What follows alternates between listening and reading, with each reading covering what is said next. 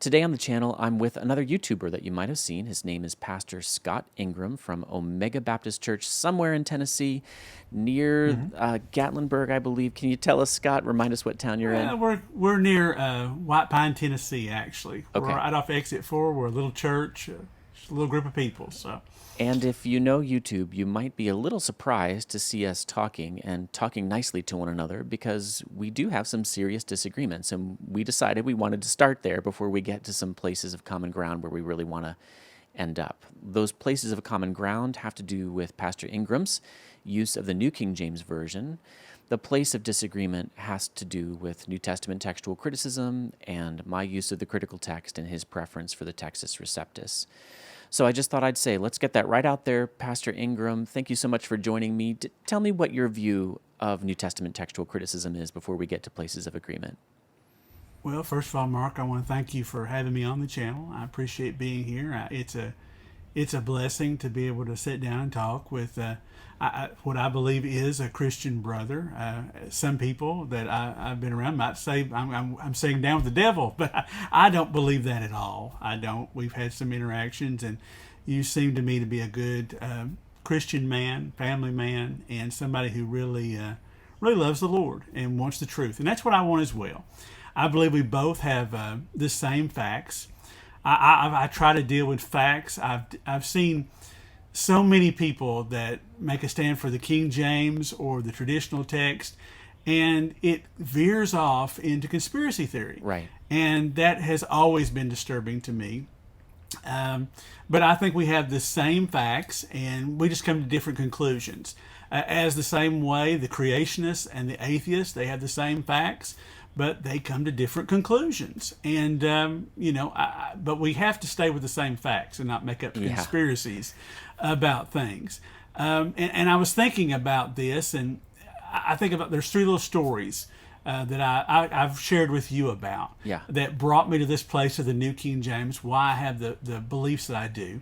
There was a man, an older man I was talking with at work, and he was sharing with me a concern he had. He had been reading his KJV Bible every day his entire life, and he didn't understand a lot of it. He asked me if I understood it. And that disturbs me. The first thing you think about there is, wow, he doesn't understand this. But also I got to thinking about that and the strong faith the man has and the trust he's put in that text. And I really think we need people to have a strong faith in the text that they are holding in their hands. Yeah, I agree. That's very important, very important. Another story that happened to me in life was I sat down with a young woman, and she had come forward to the altar to pray. She had had lots of moral failures, and told me she wanted to read her Bible, but she just couldn't understand it. And I suggested to her using the New King James Version.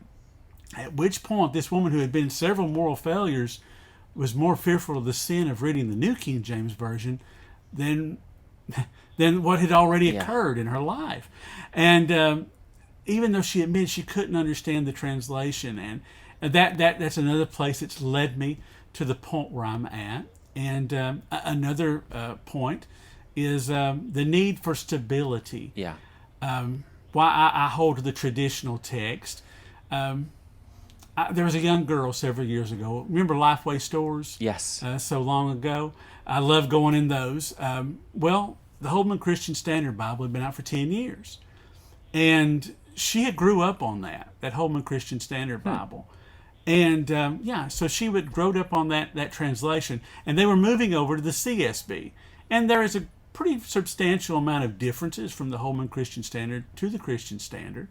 And she was kind of disturbed at this. She had memorized verses in the Holman, and she said when those that were on sale, she was going to try to buy a few copies, so she still had them. So I do see the need for us to keep that traditional text. I have great worries about that. I see within the scriptures, Mark 16, the end of it, being set aside and looked at it like it can't be trusted. People tell me they can't preach from it. The story of the adulterous woman, not being stoned. I've had brothers tell me, I'll not preach from that because that's not really the Bible. And I believe that's the Bible. Yeah. Acts 8:37 is a great one for me. The Ethiopian eunuch comes to Philip and asks, what should precede baptism? If you believe with all thine heart, he says, right? And that passage was put in brackets to cast out. And now we see it moved, in the NASB 95, it was put in brackets to cast out. The NASB 2020, it was laid down into the footnotes where no one's going to look for it. Right. And I also think of that passage where the only passage in the Bible where it says that Jesus looked there as he was going to the cross. He said, Father, forgive them. They know not what they do. Right. Well, there was a little asterisk next to that in the NASB 95 saying, well, this isn't in the older manuscripts. And now as the NASB 2020 has showed up, it's been placed in brackets, right. which makes me feel it's on the cusp of removal. Right. I don't believe those things should be removed. That's my conscience. I believe there is, with Acts 8:37, there is church fathers who have actually spoke about that before the oldest manuscripts that we have. And so that's my heart. Yeah. I want to just deal with the facts. And I respect that. And so... Yeah, and you've told me that, and I appreciate that. I really do. And I know you have a different view, right? That opens up the gate for lots of translations. But I guess my gate's in a little closer. I stay with that traditional text, and I feel gate. that will help that. Yeah, and I feel that'll help that young girl if she was in that King James, New King James place. Yeah, she doesn't have to worry that there are going to be passages taken away or things like that. Right. And so that's my heart. That's where I'm at. And I know you have a different aspect, but I believe we're both brothers and we can both sit down and talk about this together. Yeah. Actually, one of my most important supporters, somebody who prays for me and does give money to my channel so that I can afford the lights and sound equipment and all that that I'm using. He watched some of your videos and he encouraged me to reach out to you. I didn't tell you this when we talked last week. No. Yeah, and I was a little skeptical at first because I think some of the stuff that I'd seen I thought were so far apart. I just didn't know if we could have a conversation. But then he pointed me to some videos that I hadn't seen, and I had not picked up on the number of videos you'd done in defense of the use of the New King James. And as soon as I saw those, I thought, we can talk. Here's a really important place of common ground. And, what I'd say about all of the issues that you brought up, I appreciate what you said was fact. You're right. Those passages are not present in the NASB 2020 and 95. They're put in brackets. On the one hand, I'm trusting you that you got your facts accurate. I didn't actually look at those verses myself recently, but I'm sure you're right. And I've looked at the issues many times. Before people divide over it, and you and I are not dividing over it. We had a warm conversation last week, and Lord willing, we're about to again. We prayed together and did so happily. Before anybody divides over it, I would like for them to try to listen to the other side. And I feel like that's the spirit and tone that you bring to these issues, and I appreciate that. Maybe I judge people too quickly. I try not to. But I want to be just as quick to my positive judgments as to any negative ones. But once my friend Evan sent me some of your videos of the New King James, I thought, okay, tone and content mean we can have a discussion. And I really appreciate that. I thought it was so important that you took on some of the common conspiracy theories about the New King James among people who prefer the Textus Receptus. And the leading one is that the New King James isn't actually based on the Textus Receptus. I thought you did an excellent job with that. And just in case my viewers have not seen your discussion, I wonder if you could give me some of the high points of your answer to that common charge that the New King James actually isn't based on the TR. Well, Dr. Price, I found a website, and one of the greatest blessings of my life, you can't see it, but up there on the top, was when I was able to get the book In the Great Tradition by Arthur Farstad. His book really opened things up. As a matter of fact, it's all about the New King James. I wouldn't even... And its history. Oh, it is. Right. Yeah, it's him introducing the New King James to the world. Right. He was the general editor for the New King James. He was also the editor for the Open Bible. He was open for the main editor for the Believer's Bible Commentary. Big guy within Thomas Nelson. He was actually on the general editor to create the Holman Christian Standard Bible. Right. And put that in motion. Of course, he died in the present. He was going to use the majority text for that, and it ended up going to the critical text. I really enjoy the fact that me and you know these things, because I can't talk about these things with everyone. Right. But yeah, In the Great Tradition was a great book. And what caused me to actually begin my journey into textual criticism and my understanding about the traditional text was the New King James Version. It was there where I found these footnotes saying there is this NU text, this mysterious NU text, and there's this majority text, and there's this the received text. And I couldn't go in depth as much with that when I first started reading those things, but at the advent of the internet, the advent of being able to get this book in the Great Tradition, and different things of that nature, I was able to comprehend. I don't understand King James only as to put down the idea of the footnotes in the bottom. Right. Those are there to help you defend the traditional text with which you're wanting to defend. Yeah, I've often thought that. It makes no sense. I believe there is this fear within the King James only camp that if we say that the New King James Version is okay, then it's going to open up the gates, and there's this great fear. And there shouldn't be that fear. There should, oh yes, that's a terrible pretending like it's some kind of the marijuana of Bible versions. It makes no sense. I love that. Yeah, it's crazy, and so many have tried to come out and make this claim that it is actually has a different text backing up. And as a matter of fact, no. He goes through defending the traditional text in the Great Tradition, pointing out the facts of that. As a matter of fact, let's see here. I wanted to share this point with you about it.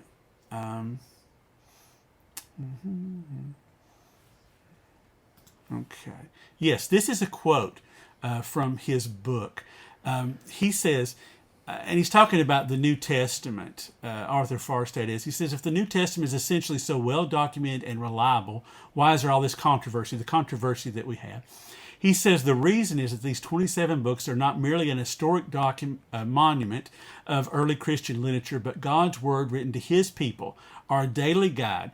As such, we care even about the jots and tittles, even where they may not affect any doctrine. Actually, most Christian doctrines are unchallenged by these variant readings, but it is true that some doctrines are more weakly and others more strongly supported in certain texts. One major teaching that is effectively negated if one follows the critical text, he says, is the doctrine of inerrancy. He talks about a couple of places where it gets it wrong, the critical text, before that. And this is the view that there are no actual errors in the original manuscript, so there are copyist mistakes. This is the belief of the teams that produced the NKJV. This was their beliefs that this text they were using was good. Dr. Farstad, I believe, was more in depth toward that. Of course, he helped produce the majority text as well, and he also worked here with the Textus Receptus. Now, Dr. Price, he is definitely a critical text guy, but here is the honesty of the man. He went in and studied these things out and said and prayed about it when he was asked to be the editor for the Old Testament. And he said, I am willing to work on this. And I believe the man's honest. He has come back again and again and showed that, yes, this is we use the traditional text. We use the Textus Receptus. As a matter of fact, the KJV diverts away from the Textus Receptus in very small places. And some people don't even know where it came from, the exact readings that they have. I've heard you say a few things about where you believe those readings may have went to. But yeah, this is it definitely is using this. There is no reason to believe that these men were liars. They were involved in some conspiracy theory to cause us to think that it's not truth. Right. It's just a nonsense type thing. For example, your listeners and viewers are probably familiar with Gail Ripplinger, Oh, yeah. right? This lady who has she read many books. One book in particular, I hear it many times. People asking me to look into her book on the different Bible translations. New Age Bible versions. I've got a copy right over there. New Age Bible versions. Yes, yes. I don't think it is worth my time to look into, honestly, because I have caught her in lies about these things. And you know that from the videos that I produced. The one gospel track, it's called New King James Omissions, and it's the death certificate for the NKJV, she calls it, right? And Dr. Price, the general editor over the Old Testament for the New King James, he says that the title of this part of the track called New King James Omissions, this gives her unsuspecting readers the impression that she has documented places where the NKJV has failed to translate important Hebrew and Greek words of the Bible. That is where the NKJV has left out important words. This is a false accusation, he says, without any confirmation or demonstration. The NKJV did not fail to translate any of the Hebrew and Greek words underlying the words and phrases she listed. Yeah. She has wrongly used the term omission, he says, in the sense of translated by a different English word. Right. And that's exactly it. This was done with the subversive intent of convincing her uninformed readers that the NKJV followed Hebrew and Greek text different than the Textus Receptus used by the KJV translators. Yes. And he goes through this meticulously. This man, right, Dr. repeatedly. Price. Right. Oh, my. And he says she's been told these things. But she continues. And there's a particular meme that I just got so sick and tired of seeing. I think I know just what you're going to say. Yep, I've seen it too. Yeah, it's been repeated over and over again. The NKJV omits the word Lord 66 times. It omits the word God 51 times. It omits the word heaven 50 times. It omits the word repent 44 times. It omits the word blood 23 times. Omits the word hell 22 times. Omits Jehovah entirely, omits the New Testament entirely, omits damnation entirely, omits the word devils entirely. And all of this is smoke and shadows. Right. And if someone points to that, the idea that you do care about the traditional text, that you do care about these passages being removed down to the footnotes, is completely thrown away because you have bought into sharing a lie, and no one's going to hear you if you lie to them. And that's why I've been so cautious and careful in my studies and my research and my YouTube channel, just to share facts and let people make their own decision. Of course, I'll have a little bent in my feelings. Sure. Everyone does. But I think if we just look at the facts. It's so interesting to me. When you quoted Dr. Price in your videos, especially there was one where he was using the same terminology you just quoted over and over again, leading unsuspecting readers, and this is a subversive intent. And it was very rhetorically powerful to hear him repeat that over and over again, and it was just so true. Interestingly, I know Dr. Price. He's actually given me permission at some point, if I ever get time to do it, to reformat and republish a book he's written on the King James only controversy. Oh, wow. I hope to do that one of these years, but it's rather busy right now. In fact, viewers who are seeing this might notice I'm in my garage because I'm in between offices. My life is a little crazy right now. Anyway, I was so glad to hear you quoting Dr. Price, number one, because he is a trustworthy guy. And number two, I had not actually read his responses to Gail Ripplinger, but I had responded to those same points when Manny Rodriguez of the King James Bible Research Council repeated that all of those points of that Gail Ripplinger meme. I didn't actually know it was from Gail Ripplinger. I guessed that it was. It just sounded like her to me. But I went ahead and answered every one of those points patiently. I've never heard back from Manny or anybody at the King James Bible Research Council about that. It might come up in the debate that I'm supposed to have with Dan Hayford. I heard about that. Congratulations. Yeah, I'm looking forward to it. And Dan has shown himself to be willing to listen to that kind of thing, but it was pretty frustrating. And then to see commenters repeating this on my channel and they repeat it repeatedly. It just happened the other day, and all I can do is, as patiently as possible, ask them, do you know, can you represent why they made these choices? And let's just focus on one. Let's talk about the word Lord. And I had this commenter I think it was yesterday when I finally got him to the place where he said, well, the reason they did it was to destroy, truth in Scripture, to remove God from it. And I said, and I can't remember now how I responded. I'm so busy right now. Why is it escaping me? But what I usually try to do in those circumstances is say, okay, these people who did this work, the New King James translators, they go to a church very similar to yours. They have studied their Bible their entire lives. They preach the same gospel you do. Do you really believe that their motivation in removing the word Lord would be to destroy doctrine? Are you willing to look at any of the passages under consideration? I did get somebody one time to do that. Most frequently, they go away and they just stop answering me. But if you'll even look at even one example of them supposedly removing the word Lord, you'll see, oh, it's not actually the word Lord, capital L, like it is in the meme. Exactly. It's lowercase Lord, and it's replaced with the word Master, because we're not actually talking about God at all. So on the very first point of this meme, it falls apart, and if anything, it gets worse from there. I was so happy to hear you saying these things, because I feel like there are reasonable people who disagree with me over textual criticism, like you. But I don't see them, apart from you and a very few others, pushing back against the crazies, against the extremists. And here you did it. I just felt that takes a lot of guts. And I just wanted to praise you and talk to you about that, because I'd really love to see more people who prefer the TR acknowledge these simple points. And let me get back to another one that you raised. You said all those textual footnotes that are very commonly used among King James onlyists as a reason why we simply cannot use the New King James. Those textual footnotes will lead to doubt.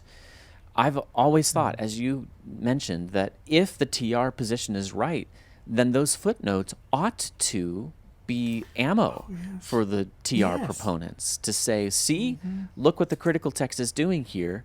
It's wrong. And of course, I disagree, but I would rather have that situation than the situation we have now, where because of fear, King James onlyists, their consciences have been bound, like that woman whose story you told, as if she's the woman caught in adultery. I don't know what her sins were, but her conscience would not let her read the Bible in her own English, even though the mainstream King James only position is supposed to be the text is the issue.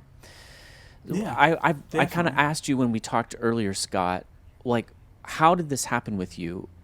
Why is your conscience free to use the New King James when the great majority, 99.999% of the TR defenders I've ever run into, insist on the exclusive use of the King James, and they undercut, they discredit the New King James? Why are you different? Well, I grew up in a church that wasn't necessarily King James only, yet in the same regards, they did lean in that direction. It was never officially said. I think I've heard you say this as well. It was never officially said we're King James only, but yet it come out that way, right? I mean, and your dad was your pastor, is that right? He wasn't a pastor. He was a lay preacher. Oh, okay. And he was a lay preacher. And honestly, I did not look into the other translations until after his death. I respected him. I asked him, I said, why are we reading these other translations if they're easier to read? He didn't have the answers. He didn't have the internet. He didn't have the books. He didn't have all these things. But he said, that's what I trust. And I respect that. That's what I trust. I think that is key. In the world we're living in, we need to have a Bible that we feel we can trust. Right.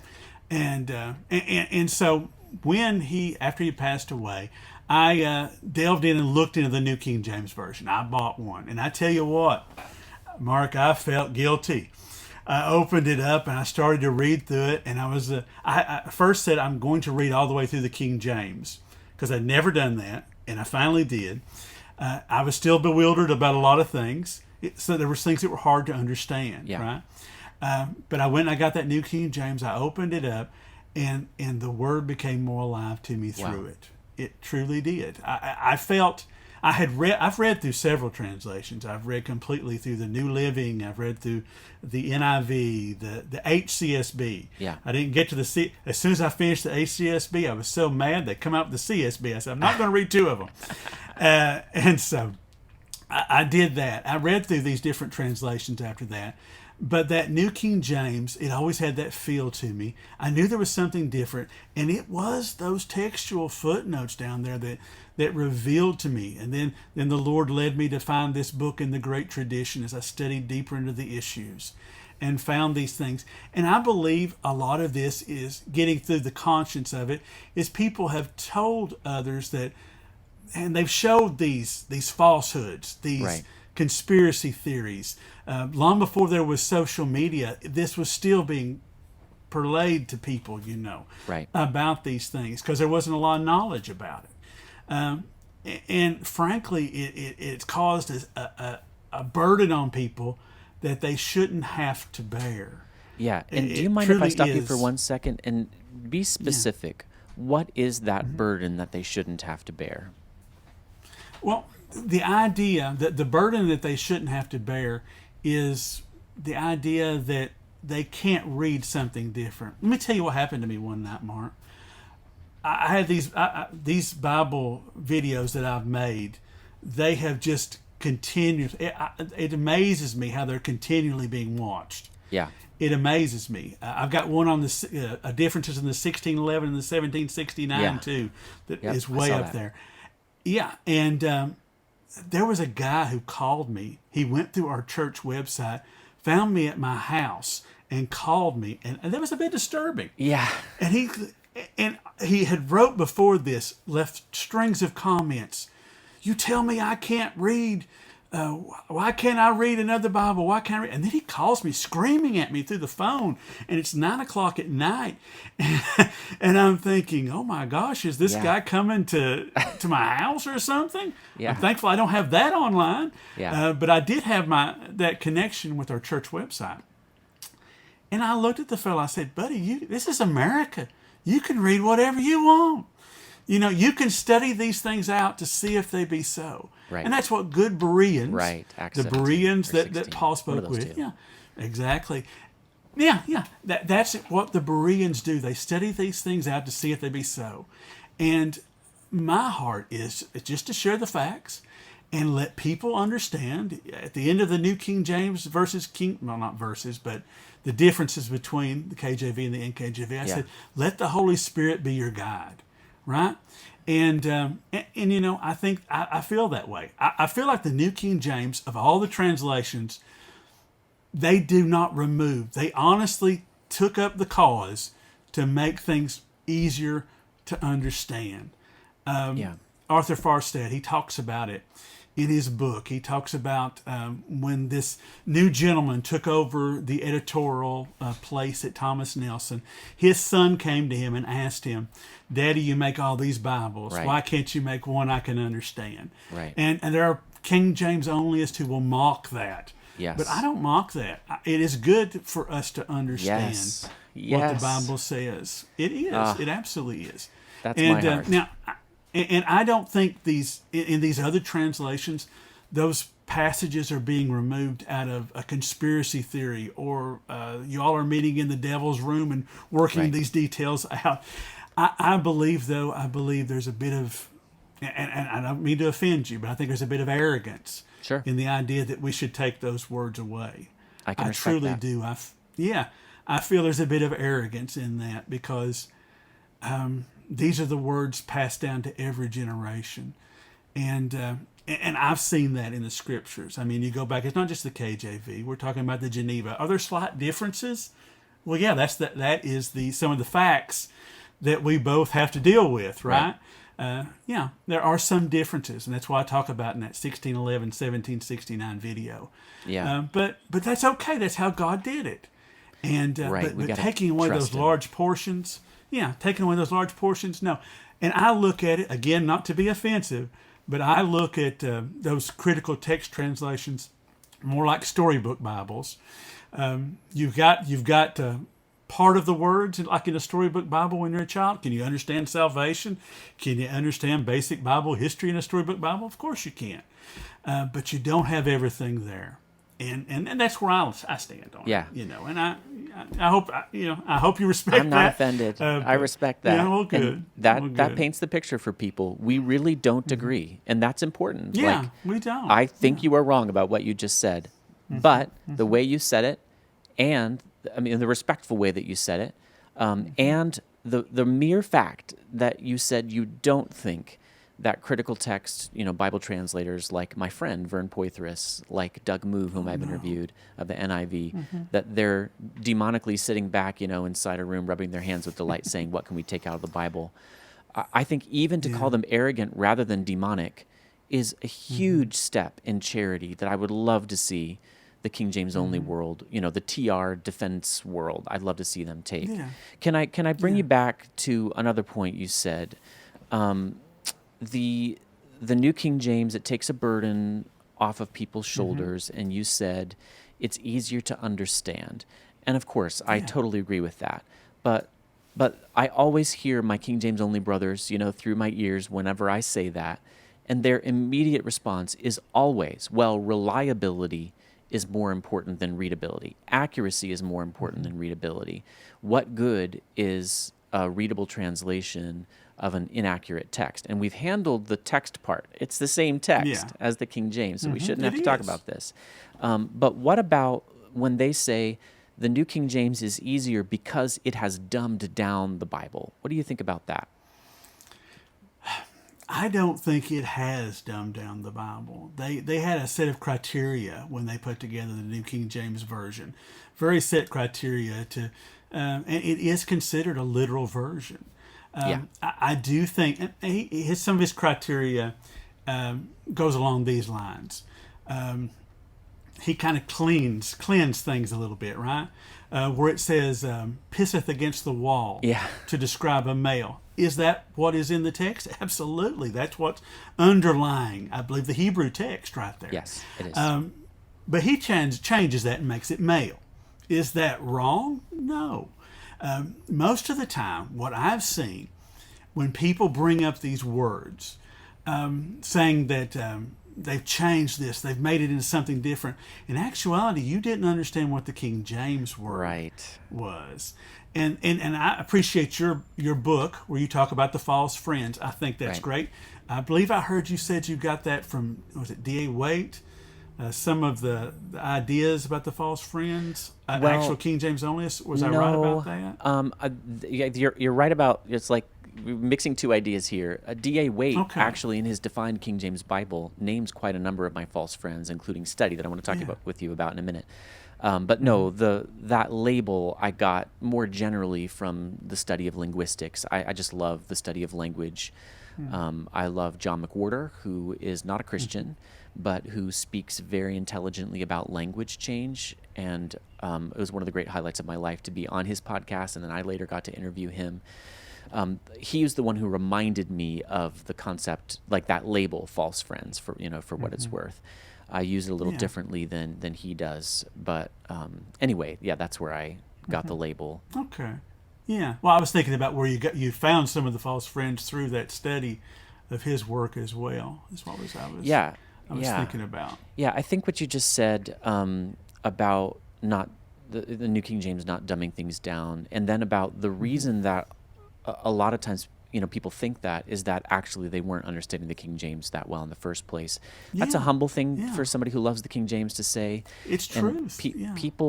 People out there in YouTube land who are skeptical of me, they're constantly telling me that I hate the King James. Why do you hate the King James? Why do you attack it? I really don't. I actually love it more now than when I started this work. I always say that because it's absolutely true. And here's how it happened for me. It's because I started to realize how often I was misunderstanding through no fault of my own, I don't think, but through the vagaries of language change.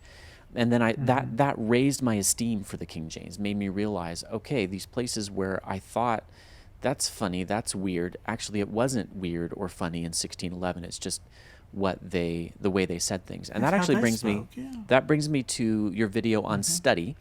And study to show thyself approved. I was very appreciative that you handled that other conspiracy theory among King James onlyists. They say that, the modern versions take out Bible study because it no longer says study, it says be diligent.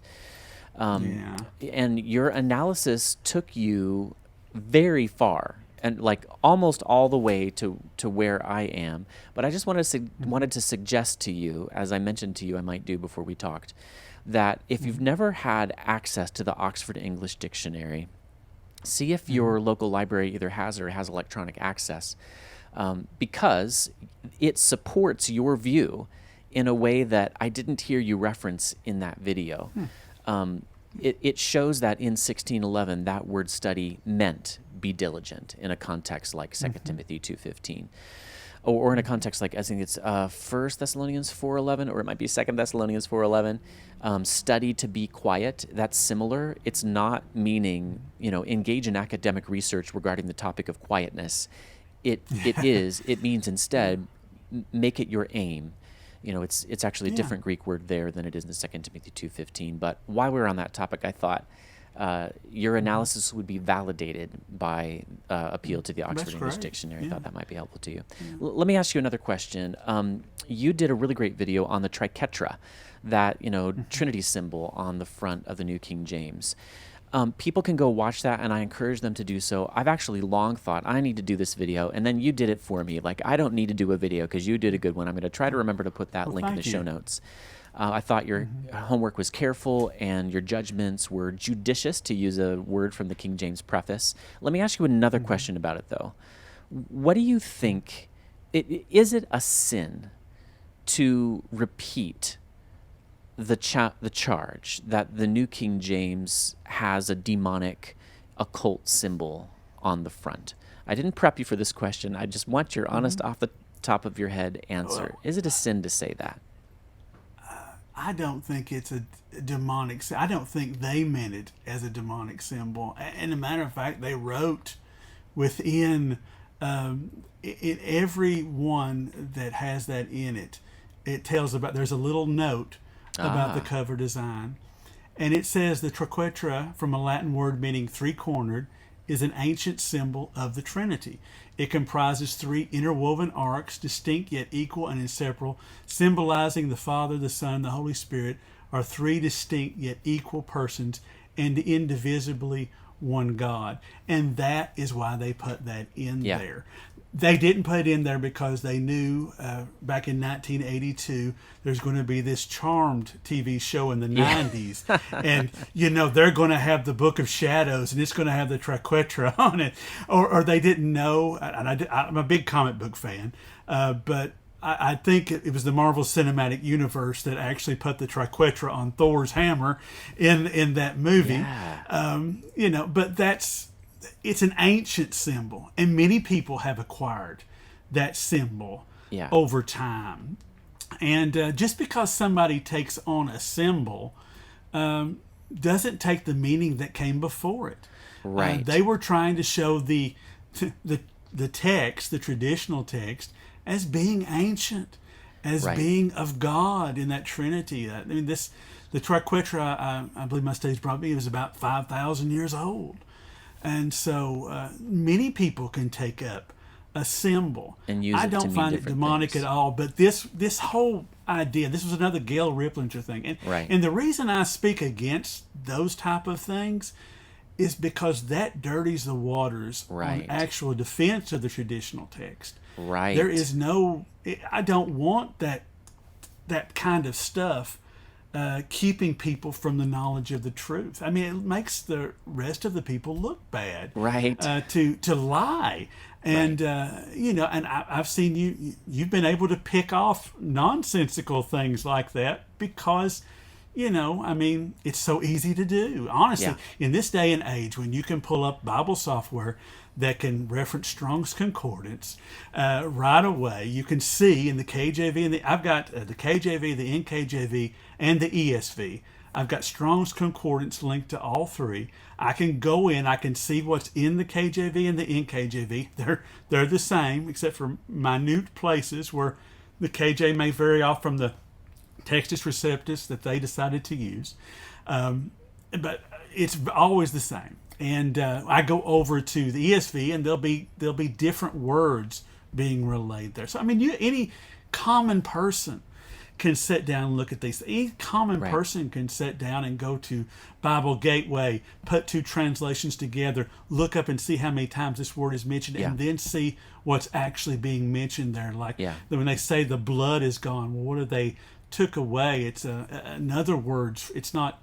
It's like groups of words of the blood, Yeah. like blood sacrifice. So blood, isn't being removed in that way. But it's lies.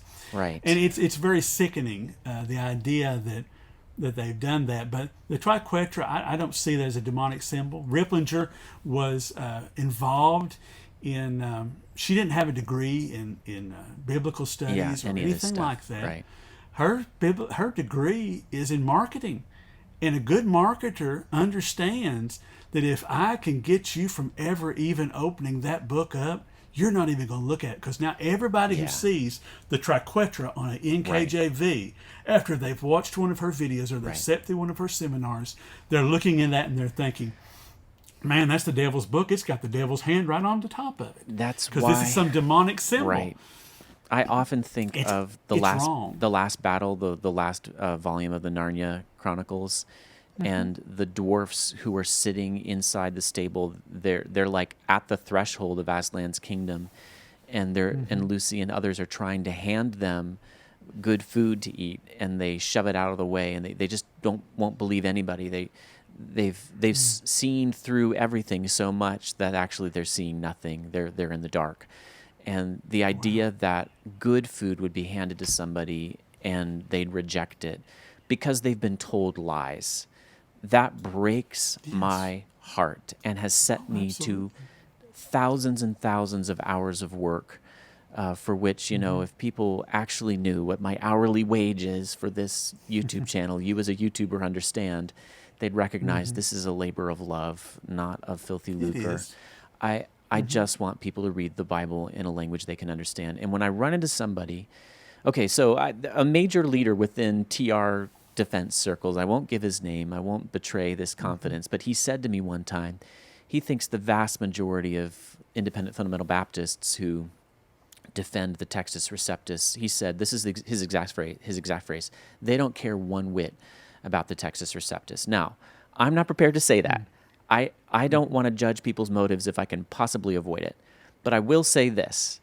If you want me to believe that that's your sincere motive, then do what Scott has done and open up other people's consciences, liberty.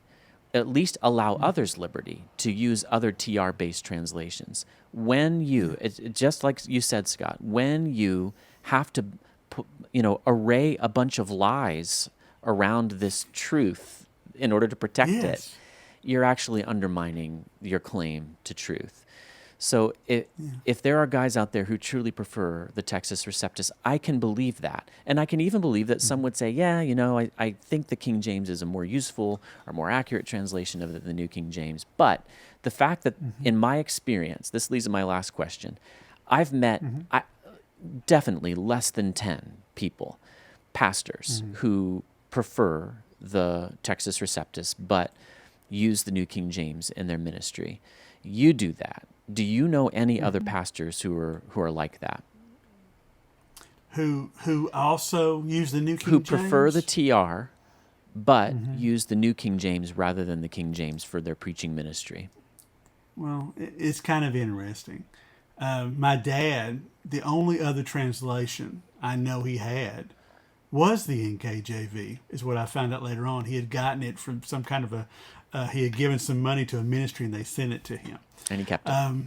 So it was there, but we just didn't look into it very deeply. But I've told you I worked with Radio Bible Hour, and you talk about independent fundamental Baptists. J. Harold Smith, he was the one who was in that. I worked with his son Don. We done a series of television shows called Today with Christ for a long time. And during that, Don would fill me in on things that had come before when it come to textual criticism and different things like that. If you'll notice here in the back, I have a real blessing. You may not be able to see it, but I've got the 1881 parallel New Testament with the KJV 1611 and the Revised Version of 1881 together. Yep, I used to have a copy of that. Oh, yes, I absolutely love that. I got that with that. But J. Harold, when all this started up, of course, there was a worry over the Revised Version, right? And genuine arguments were made. Well, here we have a version that's saying in Isaiah that the virgin now is the young woman. Right. But anyway, when that first came out, he argued against that. And I believe that's what a lot of the King James Version fight began. But then it delved off into these weird ideas and conspiracy theories. And through that, a lot of people became scared to use the New King James Version. Right. I remember sitting in a class, and we were at the Smith Center class, and we were sitting there, and this is a pastor training class. And the teacher was talking about, whenever he went to a different congregation, he used the King James, but in his own church, he used the New King James. And he was discussing over in the corner here about how the traditional text was and these changes. It was almost like it was you can't bring these things out. Yeah. You understand what I'm saying? Yeah. It was almost like a quiet thing. When I first started preaching, in most of the churches in the area where I'm at, I would take the King James because that is what the people trust. Right. I would do that. But there are those who have studied deeper into this. I believe if they can get past the nonsense, they would be comfortable allowing the New King James Version if they just study into it. If they can get past the conspiracy theories, right, and those type of things. I've got one brother. I sat down with him in an interview, just like you. He's King James only. He was at the point he wanted to kill himself, and he found a Gideon's Bible, picked it up, read the King James Version, and he made a difference in his life. Praise God. I do believe. I believe children, you can give the King James Version to them, and they can read it. They can take it in. But I believe they would understand the New King James Version better. Yeah, it's that simple, right? It might be easier for them to get into it and read it. Now, I've always said the KJV is more painstakingly exact. And I've said that the New King James Version is more instantly understandable. And I've said that consistently throughout my time. Even when I was sitting in a church where they told me that one of the prerequisites is you must use the King James Version. Yeah. And I was perfectly fine with that. Because, and I was perfectly fine with that. But that's some of, when I changed over to the New King James Version, I had one fella come to me and he told me, he said, "You know better than this." And I said, "Why? What do you mean?" I said, "Some people have a hard time understanding that, and I thought this would be easier. The Lord led me in this direction to start using this in the pulpit." And he said, and brought up all these conspiracy theories. Right. The Gail Ripplinger story about all these deletions, and I kept pointing, no, that's not true.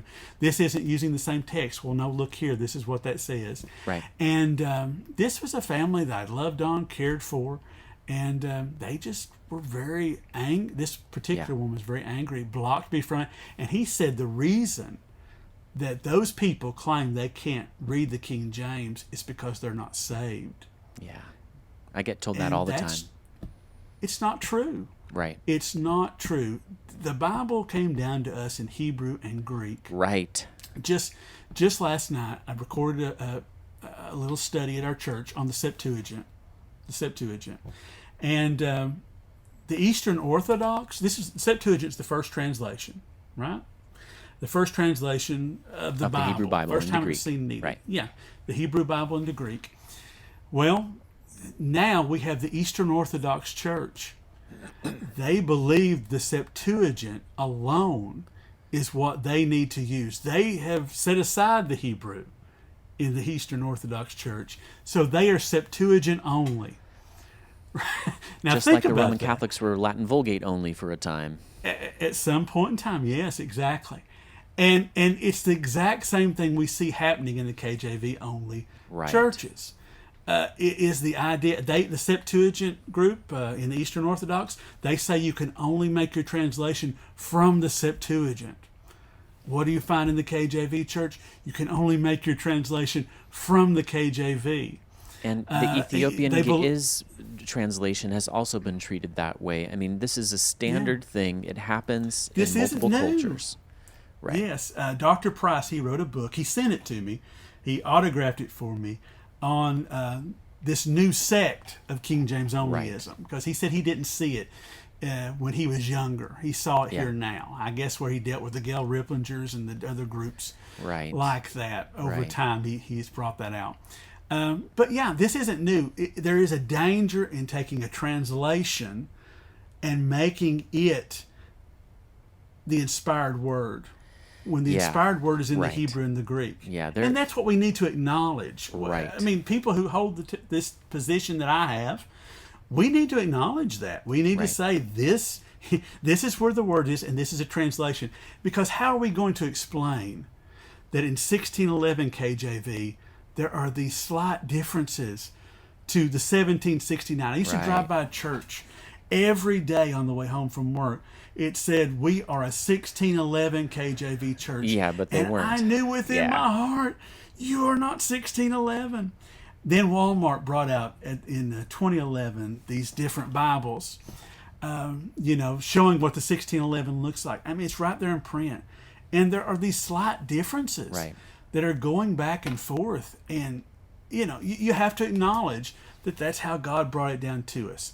My concern, as I said in the beginning, is these large passages slowly being pushed down to the footnotes, and I can see, that especially, seeing Jesus saying, Father, forgive them, they know not what they do, and putting that in brackets. I feel like that is just a big word to the critical text groups. You don't know what you're doing. And that's my heart. That's what I see. And I feel that's, but if we who truly do want to say that we're going to hold to the traditional text, we need to hold the traditional text. Rather and not than use to that as a only fake one translation of the traditional text, right? Yeah. People ask me all the time on the YouTube channel, do one on the Geneva Bible. And I could. I never took the time to read through the Geneva Bible. Yeah, me either. But it's using the same text as the KJV. Right. It is. It's using that base text that is just a slightly different over time, that doesn't take these large portions away. Right. And it hurts me when I hear people say, I can't preach from that text. But it also hurts me when I hear people say, young lady, you might benefit from reading this. And I have no problem with someone reading the NIV. I just want them aware to the knowledge that these verses are removed. You take that with where you want to take it. Yeah. Scott, I have to draw it to a close, unfortunately, because now I have a school barbecue to go to. I really appreciate your time. I want to follow up on something you said to kind of draw it to a close. You have several times in our discussion brought up with sincerity and a respectful tone your deep concern about texts that have been, quote unquote, omitted from modern Bibles. And I've said I respect that. Those who want to know my viewpoint on that controverted issue can watch my video, Is the NIV Omitting Verses? And I have other videos where I talk about that. But if you agree with Pastor Scott on that and you share that concern, and I've said I respect that, I really and truly do, then I would urge you to go with it where Scott has gone. Go to this place of common ground that he and I have found, where we differ on something significant, maybe more significant to you, Scott, than to me, because I don't think the differences are significant. But I see that you do, and I respect that. Again, we found this common ground where let's have an intelligible contemporary English translation of whatever text it is that you prefer. And in the New King James, you can have that. And in the New King James, you can have what you can't have with any other major English Bible translation I'm aware of. And that's as close to a promise as I'm aware of that is not going to change. Certainly not anytime soon, and probably never.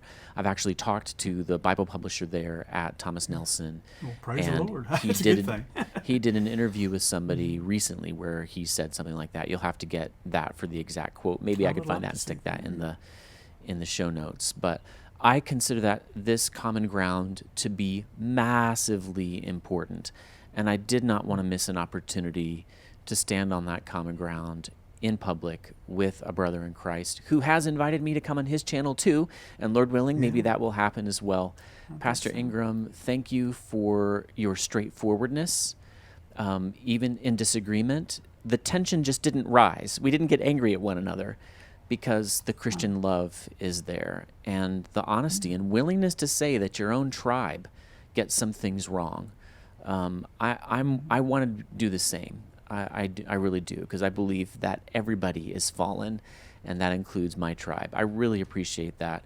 Pastor Ingram, thank you so much for your time, and Lord willing, we'll speak again soon. Thank you, Mark. I appreciate it.